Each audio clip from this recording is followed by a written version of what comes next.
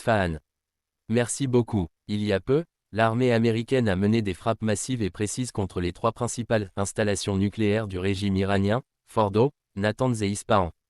Ces noms ont été entendus pendant des années, tandis qu'ils construisaient cette entreprise terriblement destructrice.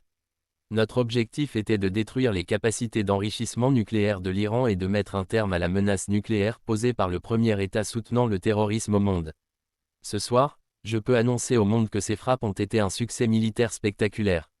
Les principales installations d'enrichissement nucléaire de l'Iran ont été complètement anéanties. L'Iran, tyran du Moyen-Orient, doit maintenant faire la paix. Sinon, les futures attaques seraient bien plus importantes et bien plus faciles. Depuis 40 ans, l'Iran répète, mort à l'Amérique, mort à Israël. Ils tuent nos citoyens, leur arrachent les bras et les jambes avec des bombes placées au bord des routes, c'était leur spécialité. Nous avons perdu plus d'1 millier de personnes, et des centaines de milliers d'autres au Moyen-Orient et dans le monde entier sont mortes directement à cause de leur haine, notamment de leur général Qassem Soleimani. J'ai décidé il y a longtemps que je ne laisserai pas cela se produire. Cela ne continuera pas. Je tiens à remercier et à féliciter le Premier ministre Bibi Netanyahou. Nous avons travaillé en équipe comme aucune autre équipe ne l'avait peut-être jamais fait auparavant, et nous avons grandement contribué à éradiquer cette terrible menace qui pèse sur Israël. Je tiens à remercier l'armée israélienne pour son travail remarquable et, surtout, à féliciter les grands patriotes américains qui ont piloté ces magnifiques appareils ce soir, ainsi que l'ensemble de l'armée américaine pour une opération d'une ampleur inédite depuis de nombreuses décennies. J'espère que nous n'aurons plus besoin de leur service à ce titre.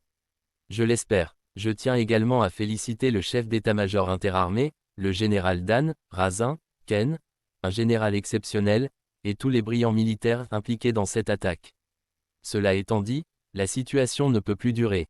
Soit la paix s'installera, soit l'Iran connaîtra une tragédie bien plus grave que celle que nous avons connue ces 8 derniers jours. N'oubliez pas qu'il reste de nombreuses cibles.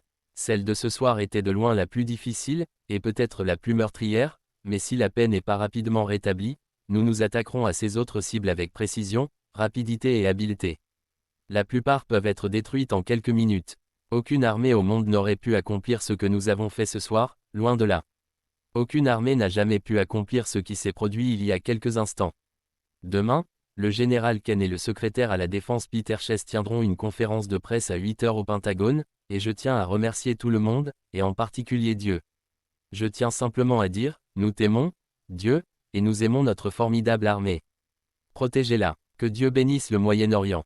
Que Dieu bénisse Israël et que Dieu bénisse l'Amérique. Merci beaucoup. Merci.